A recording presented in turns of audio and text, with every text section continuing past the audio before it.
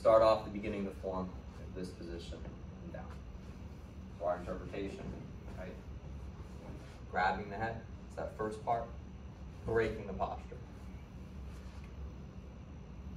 And then the finish, pressing the head all the way down. And from this position, you know, he's weak in a lot of different ways, right? Very vulnerable to different kinds of strikes. One, and fully breaks the posture. Cross step and an extension. So we could look at it from longer range. The cross step is just covering ground so that I can strike. Right? Same way, you know, tongue pseudo practice, same way we use the cross step for kicks. Right? Covers ground. Maybe closer to the original application, right? We're gripping each other here. And the cross step is I turn and step through. Maybe. Like I said, the problem with both of those applications is in the form, it's that. Right? Whereas functionally, for the first one, we're going, and for the second one, we're going, right? For longer range, cross steps, and strikes.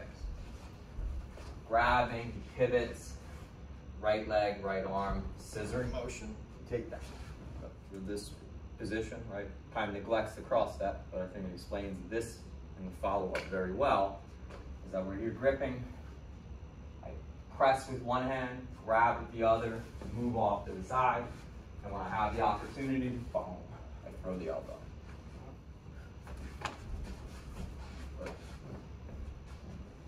Alternatively, this position, I can grab the head and then strike, especially if I'm going to strike multiple times. So from there, right now we have the form up to here.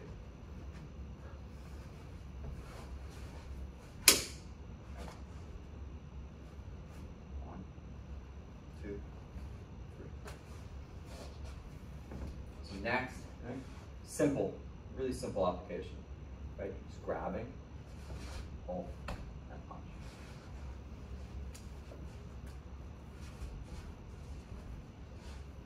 A little bit more sophisticated.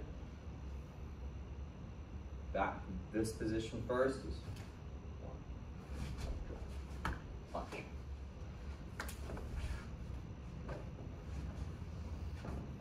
You know, a lot of karate guys would do just because everything is a strike, right? You can look at it, strike, and then hitting high. Groin strike, causing the head to come forward, followed up with help him. It's fine.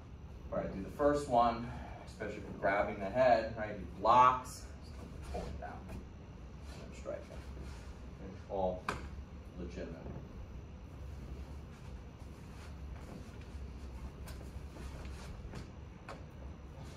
This is just examples. You can obviously use, so there are two main strikes that we have right now.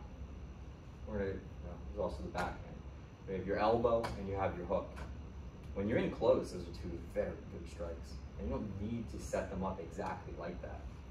Right, you hear clenching, just throw the elbow with the frontal. Form is not supposed to be meant to be something that restricts you, right? It just illustrates principles, illustrates techniques, and then you use them in a realistic way. That hook punch, same thing, right? Very good. Strike. Punching the body up.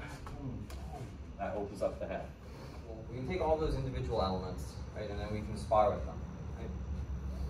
So we have this position, this position, this position, this position, that technique. Right? Those are all the holds and maneuvers found in those ones. So we striking techniques, elbow, right, and the hook. We can change levels with that too, right? From hook to the head, absolutely, elbow to the body. But it should be something that's adaptable. Right? That's how it becomes useful to us. Because fighting is chaotic. Right? So if we do a quick round like that, we're going to restrict it. It's only the first half of the form too. We're going to cover the second half. But if we restrict it, we're just going to use those techniques.